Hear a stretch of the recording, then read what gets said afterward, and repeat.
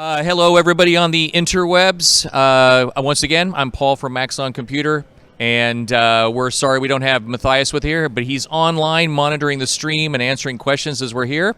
We're going to be kicking off the show with the incredible Steve Talkowski, creative director and founder of Sketchbot Studios. Yeah. And as I found out recently, someone who's been at Siggraph longer than me, which is a rare occurrence. 1987 was my first year as student volunteer in Anaheim. Student volunteer. Yeah. That's amazing. Look how far you can come after years. Yeah. I think my first was 93. Nice. 93. So, yeah.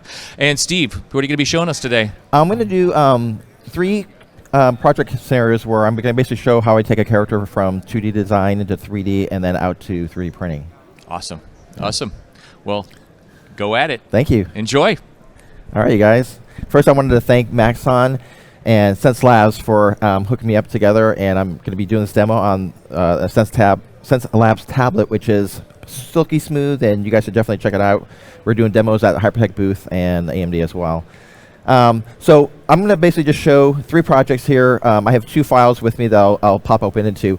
But if you want to follow me on my socials, I'm on Twitter as my name, but also ArtStation is kind of where I actually have all my latest stuff. And the one project I wanted to show that it was a kind of early ZBrush usage was this Tikibot. So I do a character called Sketchbot, and I was we were in Hawaii a couple years ago, and I was inspired by the Tiki culture, and I wanted to do a Tiki themed version of the Sketchbot. So this is what I came up with, and I did a version of it early on, and then I kind of revamped it for export into Substance Painter. So I repainted it and retextured it in Substance. But you can see here the amazing quality you can get. So it's a combination of the actual sculpting of all the wood grain in ZBrush.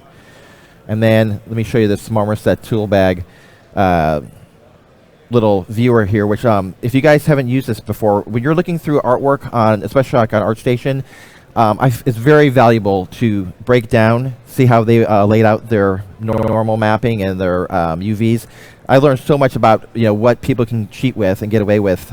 So the really cool thing is you can actually take your model and move it through all the different quadrants here. As you can see, when you click on this quadrant, the topology is pretty simple. It's not overly complicated, but all that great detail is being showing through the normal map.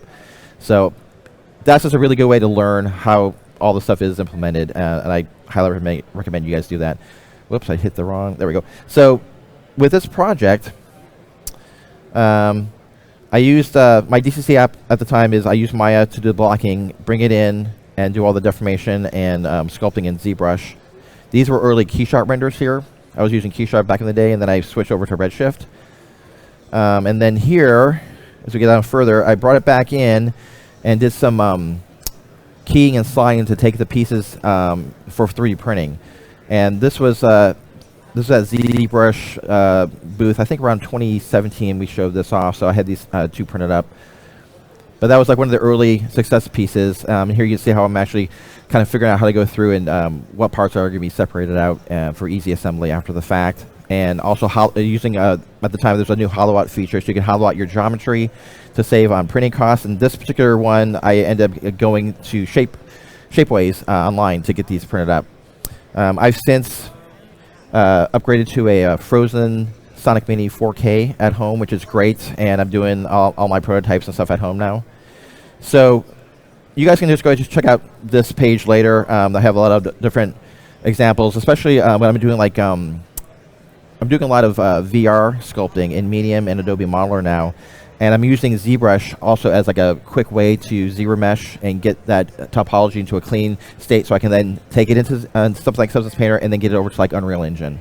So a couple of these projects here, I did this one for Adobe. This is kind of a fun little piece they commissioned me to do, but it was all done in Modeler, and then I separated all the pieces out in ZBrush. So ZBrush is like the great glue that I use. I've been using ZBrush for years, and I love it. It's probably the most fun application I will ever use, just because you get in there and you really can just start sculpting, and it's really deep. There's a ton of different ways to do things in ZBrush, and I just like to use it just basically to jump in and start just sculpting like a digital ball of clay.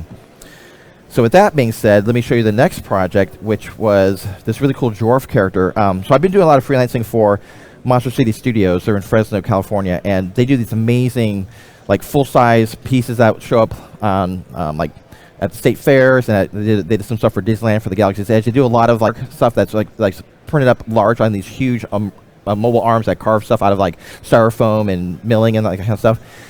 This project I got to work on is a Dungeons and Dragons themed bar that's going to be installed in some guy's backyard in Florida, and they're actually going to do an entire full container project housing with like 24 characters.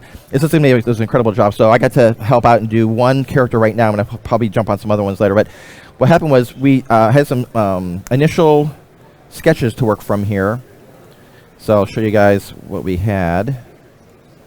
This was the basic idea for what they wanted, and we posed it first. So I rigged it up and modeled it in Maya because I knew that we were going to have to pose it in different scenarios.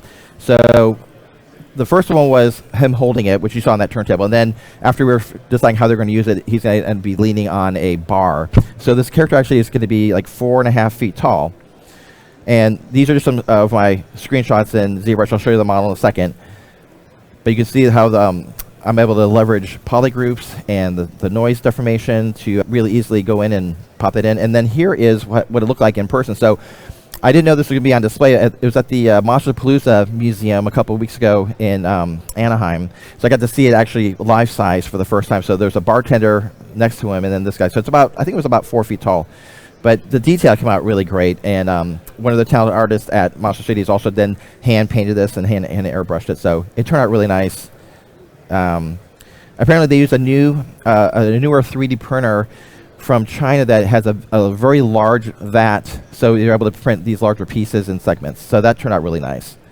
And just to show you what the model looks like, let's go ahead and pause this. We'll pop into ZBrush. So here's the model, and just a couple little tips on how I ended up laying this out was everywhere you see a texture, there was I paid attention to the UV layout. So I made sure that everything had a corresponding texel density, so that way I can go into the noise pattern maker, and then actually go and grab different textures to use. So for example, you could just go through here. Let me cancel this out. You can actually go in through the Lightbox noise makers, and you can go through and pick defaults. So I think I picked one of these herringbone patterns and applied it. And then once you're in here, you can go in and then edit the noise. So you can like take your scales down. Right now, this cube doesn't have UVs on all sides. It was a default one that was in here, but you basically can do that, and then that is what will end up getting carried over for your subdivisions as you up the subdivision level. So what I will do is, let me just turn that off. We will go into, like, for example, this chainmail here, and I'll just like isolate this out.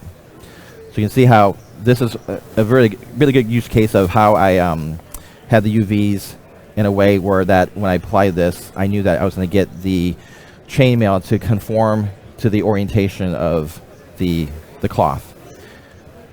And then once you have that done, so it's really, once you have your UV set, it's just a no-brainer to go in here. And you can see here the amount of detail here. If I drop this down, I've got about like 6 levels of decimation going on there.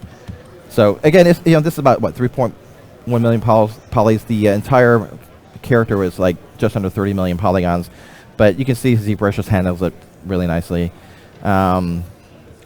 For the hammer here, the hammerhead, again, we broke it up into pieces because I knew they were going to print out in different sections. So I'm able to, instead of trying to do everything in one one subtool, you kind of break out your project. And I think that's one thing, like when I was a beginner in ZBrush, I thought that everything was going to be done in like one solid piece, but you start learning about, you can break up all the stuff and control your subdivision layer levels as you go. This one I think it was decimated, so I don't have subdivision layers on this particular model. But then you can get really clean projections as you drag it out. And then what I'll do is I'll go through on this, and I use different brushes. So I use the Orb Cracks brush, which I don't have on this machine. But there's a couple little custom brushes you can download that I used to do the nicks and all the little edge wear. And then for the helmet, the same idea. But I like some of my favorite brushes are I use the flatten brush. and kind of go through and just like, flatten up areas to give it that kind of like, hammered look. And that shows up perfectly in the 3D print. The data is all there. And let's see what else we got here. We'll show you it was kind of great because I really wanted to put a lot of texture on the character. So I tried everything that would have some type of a cloth or any other texture. It was a great candidate. Just like, okay, let's see what we can get going with that. So that's the dwarf character, and then the other character I wanted to show is this little robot that I'm doing called Skullbot, and I was inspired to do this character from last November. I attended the Dia de los Muertos Day of the Dead Festival at the Hollywood Cemetery in LA, and also I like the movie Coco, and I was like, I want to do my own Sugar Skull idea, and so I started doing a bunch of sketches. Let me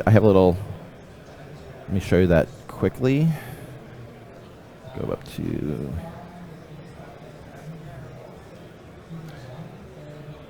so this will just show you. So this is a final render for this work in progress. This was done with Redshift, and so how I started this off was everything starts from sketching into design reference. So here I am just fooling around with some ideas, trying to figure out what I wanted to do. And at first I was just trying to design a skull. So I'm using Procreate on the iPad, and it's like using it as my digital sketch pad and doodling around. I just use it all the time to crank out ideas. And then I went right into Zbrush, and this really is really simple. It's just basically, I use a sphere and a cylinder and the Boolean tools just to kind of like give me some basic building blocks, just kind of put it together for the neck, head, and the muzzle, and the ears, and then I just started sculpting. And using Zero Mesher, I would go in and clean up the topology. So I have something really simple. It's not that complex, but I've been able to pull out some detail, and then just subdivide it a few times and get some really nice renders going here, and checking out my different angles. And then early on, I wanted to see how it was going to hold up for texturing, so I did a simple unwrap and then put it over into Substance Painter. And this is looking pretty good. Here's some renders right out of Substance. And then I took this view and used this as a departure to continue on developing the rest of the body. Oh, this is really quickly here. You can now put like 3D models into Procreate and paint them there. So I was like just testing it out to get that to work, which is pretty cool. I'm trying to go full screen here on this. So then the next thing is I'm in Procreate. I'm like just designing how I want to produce this, if I maybe produce this as a toy down the road. So let me try thinking about the underlying skeleton and then putting some paneling on top of it, and then some like fine detail. This is kind of a mix where I turn off the plate layer, and I have this. That has a kind of cool look. I'm thinking like maybe I would like engrave some of this into the skeletal structure and then put the plates on top of it. So then it's like the final drawing sketch where I just kind of went through and using that same lighting from the skull, I kind of like try to carry throughout the sketch and figure out where I want to do some cut panels and how I want to break this up. And this is still a work in progress, but this is pretty close to kind of what I wanted to do. And here we are back in ZBrush. So this is one of the projects where I just said I'm going to do it all in ZBrush. I'm not going to do any pre-modeling or layout in any other DCC. I want to do it all in ZBrush. So it's really just like call up a sphere, decimate it, work with Dynamesh, and just go to town and just start using like trim tools, flatten tools. And just like I'm using like 3 brushes for this. I'm not really crazy, and I just kind of go through and start blocking out the pieces, and just set up the hierarchy and try to get a little test going here. And then after I do that, I took this. I actually didn't do any topology for this. I just sent the raw data back over to Maya and applied some materials. And it's all using Redshift, which I love too because Redshift is really fast. And then this was right before DesignerCon last November, so I wanted to try to get something to print to show because I'm talking to some people about maybe how I might get this in the next production for a toy. So I'm using Lychee Slicer combined with the Sonic Mini 4K, which is a great little resin printer, and I can go through and set up my supports for this. And then we've got, I did another one where I'm doing 3 busts at once, and I also actually hollowed out the head so I would save on resin. And this is what it looks like out of the printer. I probably wouldn't do the whole figure again like this. I would key and slot the arms and the legs probably and break up a little bit. But I was just trying to get it done like the night before I was going to DesignerCon, so I had to try to get something to work, and it did. And then there, for this kind of printer, I'm also using a wash and cure station, which is the thing is Elegoo. And so I'm using water washable resin, so it's a little less toxic, and I can just use water, and you do a little wash cycle with it, and then you take the water off, and you put it on, then you switch over to the UV light curing mode, and you do that for like about 5-10 minutes, and then you get a nice solid, a dried print. And then these are just some of the examples where I just went out in the sun to see if I can get how detailed I can get on these. And you see there's a little bit of flash on some of the pieces where I was cutting off. One little tip is, especially with the water-based stuff, is it's easier to remove the supports if you do it before you cure. I think with these, I didn't do that at first. I just put it in the cure station to get it done. But if you take off the supports before you put it in the cure, it's a little easier to get them off, and you can also clean them off a little bit easier because they're still a little bit soft to do that. And then here it is, and I also wanted to compare the size to see how it was holding up to some other toys. So this is like the 1000 Toys character, which is a really great articulated character. And then there's my original sketch, but I just want to see how the size is holding up to that. And yeah, so that was another good test case for getting stuff into 3D print. So Zbrush is great for this kind of work, and they have a whole 3D print hub in Zbrush now where you can use it to convert between millimeters and centimeters and inches, and go back and forth and figure out your destination to use, and do all that output from there. And I think I forgot to show you guys really quick. I want to show you I had some quick renders for that dwarf that were done in Redshift. That's why I show you the power. These are really fast. So I'm doing it through Maya, but I'm using a cool tool called Zoo Tools, and he allows you to use 3 different renderers, and Redshift being one of them, and then have a lot of like preset lighting templates that you could use. And so you can just go in really quickly, and you can see here this. We actually didn't end up using these columns. These were just me to try to show off the client, but because that's actually going to be like an edge of a bar stool. But it's really fast to kind of go in and get really quick lighting. And Redshift again is just super fast. And I'm using it right now, NVIDIA 3090 RTX, and if you just turn on the optics denoiser, which is built in, these things resolve like in seconds. So I can crank out these ideas really fast, generate turntables really fast, and get them out to the client. And I mean, they just they would just speak for themselves. So it's kind of fun to do that. So let's see here. That's 1025. I'm talking really fast, so I'm going through a lot of stuff here. One other thing. I was doing this demo yesterday, and I might as well just pop it up so we can talk about just doing something live. Oh, but really quickly, I'm sorry, I'm back and forth here. This was actually the model I wanted to show you guys. So this is how I laid out this character, and if we go here, I don't know if you guys have been using ZBrush lately, but they've added folders now, so we can actually go through and keep our hierarchies in order. So I have the cover plates are in one folder here. Everything right now, it was still done with mirroring, so like all my pieces exist together on the same layer because I hadn't separated them out yet for articulation. But this allowed me to work really, really fast. And for example, just to give you an idea of how I might go through and kind of clean this up for further uses. If I go in here and show you, like for example, this piece. And you'll see here, this is just very basic Dynamesh. You can see there's a little bit crunchy here where I'm putting this cut line, but it's just getting the idea of what the shape's going to look like. And again, I'm just using like 2 or 3 brushes here. I've got the flatten and the H-polish on my friends, where I can just go through in here and tighten up areas and kind of like fool around and just really treat this as like a piece of clay, digital clay, where I'm just kind of going through, and I'm not too worried about doing the initial blocking out like I normally would do in Maya or another app. I just wanted to get in there and just start sculpting and see how this is looking. And then after that, I would go through, and this would be kind of hard to capture the detail when you do ZBrush. So what I would do is go in here and then smooth it out first, and then I would apply a poly group to it, and then clean up those edges with a smooth group, and then go through and then do a retopology on top of that with ZBrush. And now I've got the ability to go in and use like edge loops and panel loops. And now this is more manageable. If I take it in, I can unwrap this And I can actually turn this down so you can see that's the without the smoothing on.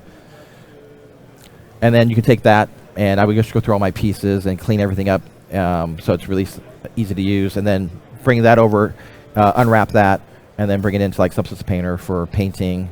And another pipeline too would be, if I did want to not sculpt in this detail, for example, if I wanted to use it in the game engine and maybe really keep it low, I could retopology it just like this and don't put a groove in it, but I could then bake the high res and the low res and bake the normal information from the high res model using either you can use like a displacement baking here in Zbrush if you're going to do it for rendering, or I can take it into Substance Painter and do the bake there, and it'll create all the PBR maps for me, and then I bring those over to Unreal Engine or Unity, whatever, and then everything's just layered up.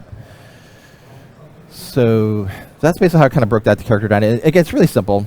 It's it could be daunting at first when you're working on a full character, but I just try just jump in and start sculpting it and treating it like clay, and just build it up. Don't be afraid to don't think that everything has to be done with one subtool. And let me show really quickly. We've got this actually was kind of fun too. When I was doing the skull, I was doing some other experimentations here, and this one actually I have the levels saved. So what I did was, for example, let me just pop this back. So a lot of times, like when I have some free time, or if like in between a client call or waiting for comments or something, I'll just like jump into ZBrush and just start sculpting. So this is I was like coming up with ideas like to see what what that sugar skull idea would be like, and I just start sculpting. I think I'm just using like clay buildup and just screwing around here, and then start giving it some planar volume with the flatten and the H polish. But as I'm going, I'm kind of like exploring some ideas here to see how quickly I can pull out a form. And I'm just going to let it play here.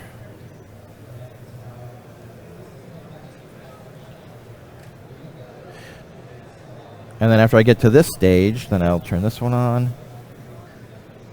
And then we got, let's see, this one's a little heavy, so let me give it a second here to rewind.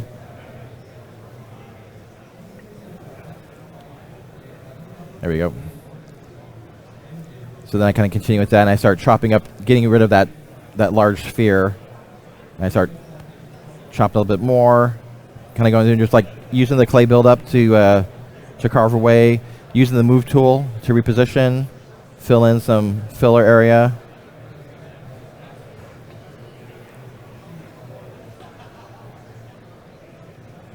And just like that, I'm just like exploring. And it's a heavy model, so let's see here. Come on. There we go. And that's like that was the final. So I can then go back into this, and the cool thing about I love using the move brush, because the move brush just really allows you to kind of go in and just start exploring different ideas.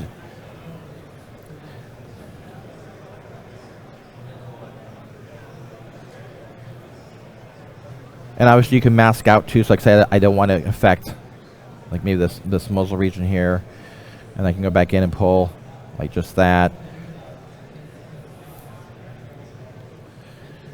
and then kind of go in here, maybe like get a little bit more planar. One trick I also do that I like to do for delineating form is if I'm using like the damn standard brush or the crease brush, I'll go in, and the default is when you push in form like this, but then I would do a combination of this, maybe add some detail, smooth it out, and then as I'm working, I can go in back with that damn standard brush, and I would hit Alt and pull out some detail, and then go back in with a flattened brush and use that to kind of crisp up an edge and then smooth out. So again, like I'm not using a ton of brushes. I just like keeping it simple. And also you'll probably notice my interface is a little bit different than the default. What I like to do is I do tend to put my favorite brushes down just on the bottom, and I have some commonly used commands up on the top here. So like example, if I'm like doing if I need to do like mirror and weld and mirror, it's all right here. I don't have to like go and hunt and pick for it in the menus. Auto grouping is another useful one, and then like filling objects. And backface masking and double-sided are things I'm always checking to make sure that my normals are correct on the polygons. So this, I'll show you real quick here. This was the one I did at the booth. This demo head, and we'll go in here. So these were this was fun. I had no idea what I was going to do. I just like, let me just start noodling. So control. So you saw some multiple images there. For client work, if you guys want to just use Zbrush to show multiple images, here's how it's really quick to do. So you basically just would reposition your character, like say you want to do a grid of these, and we'll turn off the floor plane. So maybe I want like, side view here, and if you hold on Shift S and then just move over, then you basically store that image. Shift S, I can go ahead and do a ton of views here if I need to show the client. And maybe like zoom in. The last one you put, see, it's kind of like that Z depth thing, so you're going to get some inner penetration, but you just don't go that tight and you'll get it. And then if you do render, you'll render just the one, but then you go up here to render best, and then it will take everything that was stored in there, and it'll do a nice render for you. So I love doing this because then it's a really quick way of like, I don't have to do a render and pop it into Photoshop and put everything around. I can just like bang them out here, get them out.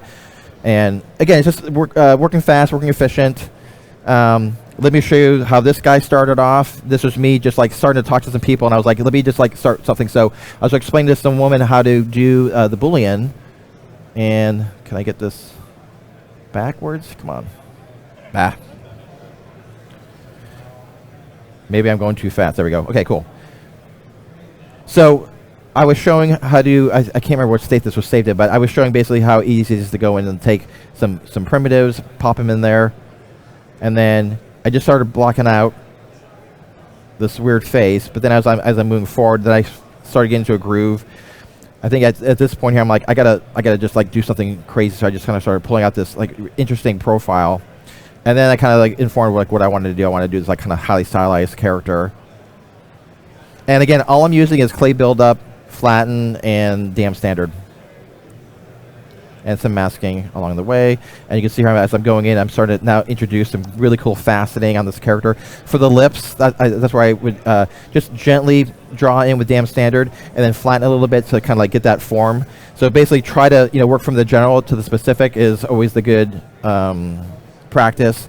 So don't get too caught up in the details before you kind of lay your foundation. And then as I move forward here, I'm just like, giving it some more volume and faceting. And then at this point, I'm like, well, maybe the character should have like a shirt or something. And I started doing some hair. I might not want to do this going down. I might want to take the hair off and go back so I can actually, scrub back to where I wanted to and just, save from that point. So that is the benefit of saving your undo history. It's going to add to your file size, but sometimes it's good to kind of keep that in check. And then this here, this is only like 1 million polygons, so this is nothing. So then what I did was I took this over to Maya, and then I just did a quick render and demo head, and here we go. So there's the fun I ran with some depth of field and just do some lighting and playing around. And then this was a render from right out of ZBrush when I was at the booth. So what time was it? 10:37. So that's basically all I have to show interactively. If you guys have any questions about techniques or some tips and tricks, you guys can ask me, and I'll be happy to answer. Yeah.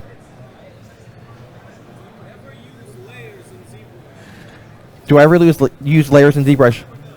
I don't. You know why? Because I'm lazy. But for example, layers are important, and I should probably be using them more. I'll show you really quickly here how to use them. You basically go in here and you will, let me close that down, layers. You have to enable a layer, so you have to turn it on. Oh, I'm sorry. Highest subdivision has to be active, so I have to make sure I'm at the highest subdivision layer level, and now it works. Okay. So now I can go in here and continue sculpting. So for example, let's add some eyebrows to the character. Right, so I'm just going to Actually, I don't like that. Let's do...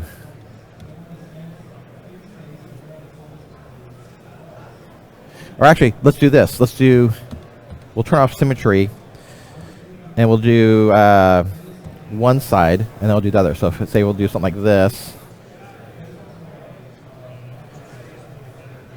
And I believe if I do the move tool, so I'll do something like this.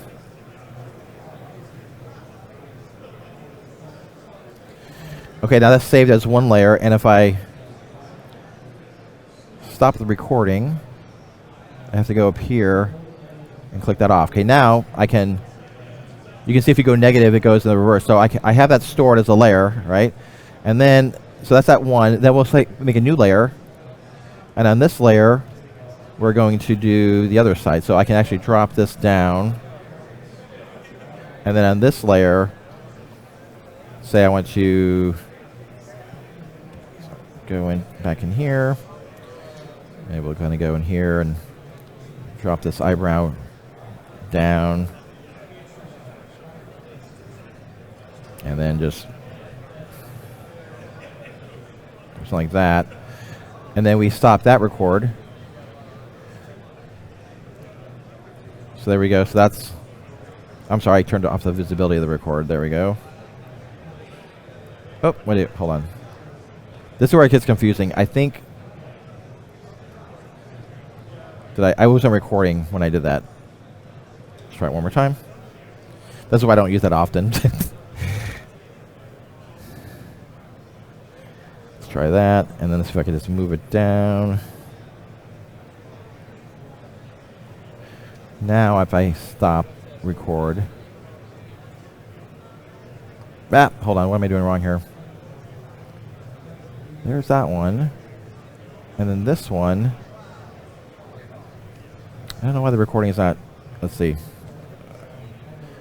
One more time. Let's try that. And just hit, now we hit stop record. I think that did it. There we go. Okay, so we got that one, and we have that one. So you can see you can layer the two together. But yeah, you can use it. I just don't. I like to kind of be like immediate with what I know I'm doing, and like sometimes I forget to turn off the recorder. I forgot to turn it on, or how do I turn it on? I don't really need it that much. I'm just doing direct sculpting, but it is there, and it's useful, being used in the right way. So, any other questions? Anything from online? I don't know if we have any online questions.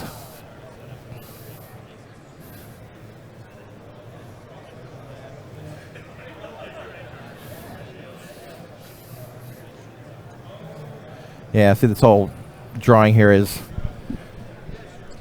I have to remember to turn off the layers. Hey, yes, sir. Hey, Steve. Yeah. We did have a question. Yes. Actually, because you're using a tablet here. Yes. And a couple of artists, in fact, more than one person has asked me this recently about the ability to draw on a tablet versus a mouse. And if I were to ask you the question, drawing on a tablet versus mouse for Zbrush, there's an obvious answer. Yeah, pressure sensitivity and using your hand like this instead of using your hand like this. You just have more control using a pen that's a natural drawing implement. Yeah. And it's pressure sensitive too. Absolutely. And you're using a Sense Labs one, so yes. You've got the nice kind of curved, organic, yes, ergonomic, that's the word. Exactly, yeah. So I love the new tablet because my hand rests down here and it doesn't get cut off. It's just a nice gentle curve at the end of the tablet, and it works perfectly. Yeah. So the follow-up question to that is, do you prefer working on tablet like that, or on a kind of a screen where you're got the actual see the image where your pen is? Yes. So I was a tablet user first because screen technology wasn't out. So you kind of train your eye and you just get used to doing it from looking at a monitor, and you got your hand, you just get used to it.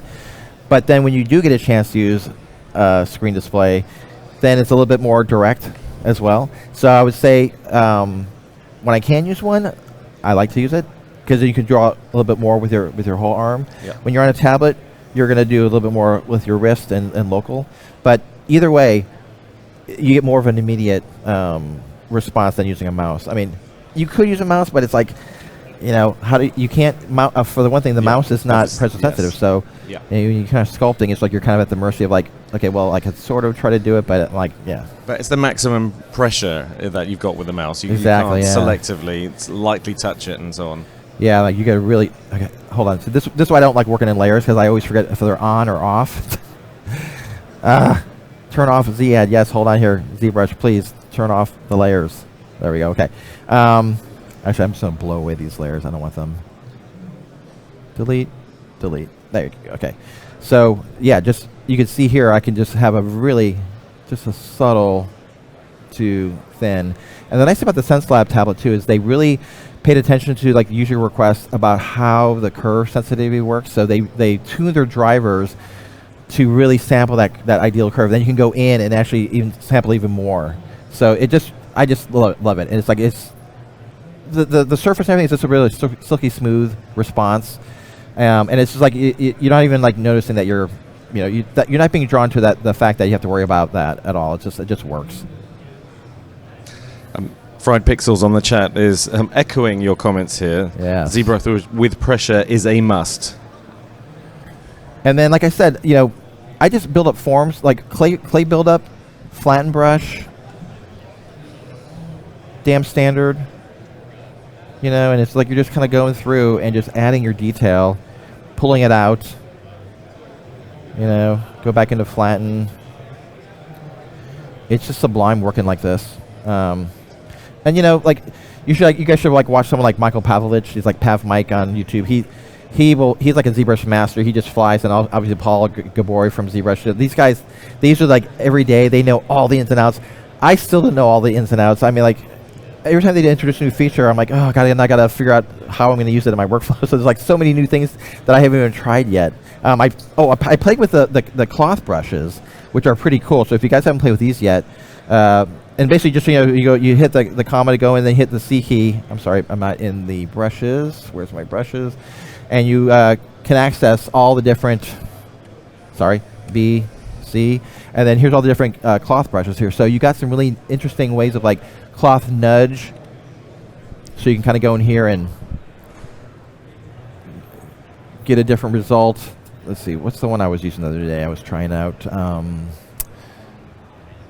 Cloth hook.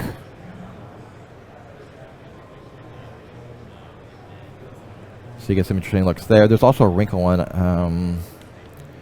Let's see if I can remember what that one was. Nudge, cloth, inflate. It's a little too much. I can't find that. There was a sweet one that I found. Let's see here. Cloth slide, maybe, was it? I don't know. There we go. It's a little bit. I think it might be dependent on how much detail I have right now, because it's not doing what I remember it doing. I have to admit, I haven't used the cloth brushes that much.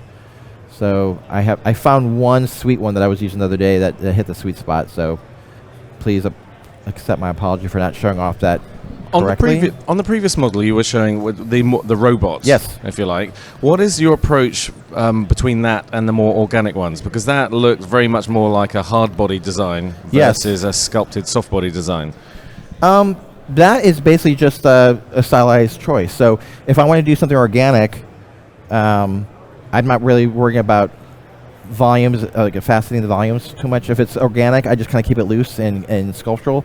But I'm still thinking about sculptural forms on something like this robot. I'm just like, thinking about how I drew it out originally and like what panels I want to accentuate. So what helps with that is like doing these little cut lines. So I got the form here, and like I break up the form, but then it's like just starting adding these little indications of where these two pieces might connect helps give that more of a hard surface look. And then again, your friends are the flatten and the H-polish. So you go in here and say, for example, if I want to continue on this guy, I can just continue to sharpen those edges. And again, I'm not worrying right now. I don't have to worry about topology because I'm still treating it as it's a ball of clay. But because you're using the Dynamesh feature, you don't have to worry about it. You can reproject another grid of quads on there and just go to town. So for me, I think when I was first doing ZBrush early in the day, I was like, how am I supposed to get hard surface to work? But then it's like I started watching other people how they're working, and it's like, yeah, just think of it as, again, general to the specific, what's your form going to be, and then start slicing it up. You can also use like, I should show this really quickly, the the clip curve. And now they have now they have the new knife brush, which I should be even using more, which I was using it in the demo. But if you do like the knife curve, you can just kind of go through here and slice, and you can just like now cut. So this is a godsend because we didn't have this before. You can actually now just cut a plane. I'm sorry. Again, it's the graded version is what it cuts into. But now there's like before when you used to do the curve trim, it would push it, so you'd have a little fringe of polygons. This does a true cut, and there you go right there. So you can start chopping up your piece this way. And this is also cool because you can have a different material assigned. You can actually see what you're doing. It's like almost like peeling an orange or something. And it's also a nice way of getting those hard, sharp, non-organic lines in it as well. Yes, and then you can take this and you can go through and then ZBrush that. So we'll go over here really quickly to geometry, close that layer, and then we'll go and do a quick ZBrush on this. And I'll leave it. Sometimes if I'll take it really down low so I can get like just a very simplified polygon cage and then subdivide from that. But let's do like we'll do like 1,000. We'll try to project 1,000 polys, and this should go pretty fast. And we'll see how much detail we got for there. And there you go.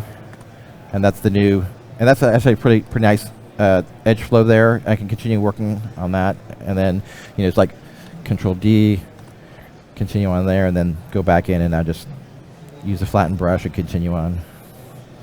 When you were talking about that highlight line that goes into the back of the robots, yes. So you're kind of accentuating it. You're hand drawing that, aren't you? This was hand drawn, yes. So how much do you need to worry about making sure that it like is almost a Bezier sweep, so as if you were designing it with a curve? There are in the drawing. I don't use it too much. The stroke, you can turn on lazy mouse, and you can get an even smoother. Let me go into like the damn center. You can get an even smoother. Actually, it's not showing up because this is. There we go. Let's see. Why is that not showing up? I don't know why that. Let me see. There you go. So you can use lazy mouse to basically, just slow your cursor. But it's just this is another advocate for using the tablet. You can just get more control with your hand versus with the mouse. Absolutely, and that's an answer to Landon in the chat, who was then talking about mouse versus tablet, who's got a follow-up question. Yeah. This might be an easy one for you to answer. Yeah. Landon is saying, what's a great tablet for modeling? Because there's slightly different, and perhaps you could just cover this, the difference between modeling and sculpting. The SenseLab tablet is good for both. The only difference is you're just learning how to map what you do in a mouse with the stylus. So you've got your right mouse, middle mouse, and left clicks all on your stylus already. So I actually trained myself to use Maya years ago when another colleague man was using a tablet. I'm like, how are you? Because I was a mouse guy. I'm like, how are you using? And when he showed me what he did, all he did is like, yeah, just map this to like middle mouse click, and you're good to go. So I did that, and I was like, oh my god, all these years I've been just using the mouse, and I was only using the tablet for like Photoshop. And I'm like, duh, it's like I should be using it for everything. And so now I can't live without a tablet. I use the tablet daily. You just have to use it. Do you map the tablet to the whole screen, or do you prefer to work in smaller areas? No, I map to the full screen, and then typically I have like a second monitor, and so they actually the drivers of the SenseLab actually work nice too, because it's a nice the way the aspect ratio is designed. It works really nice, so it doesn't feel like when you're dragging over to the other monitor, it's kind of like overshooting. It's just a nice transition between the two. Yeah. What if you're on a really high resolution monitor? Like a 4K? Yeah. Does it matter when you're making small movements on the tablet and actually it's moving the cursor at larger areas? I haven't noticed that. I think it just maps it. There might be something in the driver that's handling it, but it knows. This is that would be a good question to ask them. But I think that if it detects that you're on a 4K system, it's sampling it a little bit differently, and you can still zoom in and get it at the same precision. I personally have not noticed a difference. And I've tried both the 4K system and just a regular monitor as well. Oh, that's really interesting. Yeah. Excellent. I'm just checking out last little questions here, and we did have a UV question. I know we're just about out of time, so we're going to wrap up. But Tom is asking about demoing the UV unwrapping for then to take it to a substance workflow, and if you could show that. Yeah, so really quickly here, So we'll just use this one here. So for example, there's only one poly group on here, and what I like to do is I like to go in and separate my poly groups. So let's go to like level 1, and I'm just going to delete the higher to do this really quick. So say for example, using the lasso select, I will click on here in edge here, and I separate out, like say for example this, and then we'll go ahead and let me just hide that. Oops, sorry. Let me just do it the easy way. We'll just go ahead and click on this to isolate, and then get rid of that. I'm standing up here, so I'm kind of like, hold on, let me just, get in here. Let's delete a couple more of these edge loops. And then we'll delete this, or not delete, just hide it. And then I'll Control W, okay, to get a different poly group, and then say that'll be the 2 different pieces that I want to separate. I could probably do a third, but I'll just do these just to show really quickly. Then once you have this set up, you can go over to UV Master, and we'll keep symmetry on to see how this looks, and then we'll say use poly groups, and then unwrap, and it just did it. And then you can hit flatten, and you can see how it basically just took those 2 islands and flattens them out. And that's pretty clean layout right there. You can take that now and just like export this as an FBX file, have your low res and your high res with all the detail, and then bake them. Or you can bake displacement maps here in ZBrush as well if you want to do that, and then bring that displacement into your renderer and do that as well. Fantastic, excellent. So Steve, this has been amazing. Thank you for taking us through this workflow and showing all those tips. If people want to find out more about you or follow your other things, where can they go? They can follow me on my ArtStation. So it's just my name, and I post a lot of my projects here on ArtStation. And then also on my Instagram, I am doing a lot of cool work with Midjourney and AI. So interesting. Let me just show you really quickly here. I just have a couple up recently. I can type today. And then you'll see some of these here. So I've been really kind of having some fun doing these Midjourney ideas. I have to log in to show. But if you go to my Instagram, you'll see it. You follow me on Instagram, and I'm just having some fun where I'm actually, and my prompts are really simple, but then I'm actually now starting to take my ideas and then like add my own stuff to them and try to model some of them in my style. That's really interesting. There's a whole conversation I'd like to have with you about that, and the artistic side of using Midjourney and so on. Perhaps we can do that on another session. I would love to, yeah. Excellent. That'd be great. So don't forget, Steve's details are also on 3dmotionshow.com, and you can link directly to his content. And also on 3D Motion Show, you can sign up to get notifications for these presentations, including the next time Steve's coming on, which we just booked live on show. Yes. So thank you so much, Steve, for this. We really appreciate it. Thank you. I appreciate it. And thanks for having me on board, guys. Thanks. And stay around, because in just a few minutes' time, Winbush is going to be up showing you how to do more stuff connecting Cinema 4D with Unreal Engine. So stay for that, please.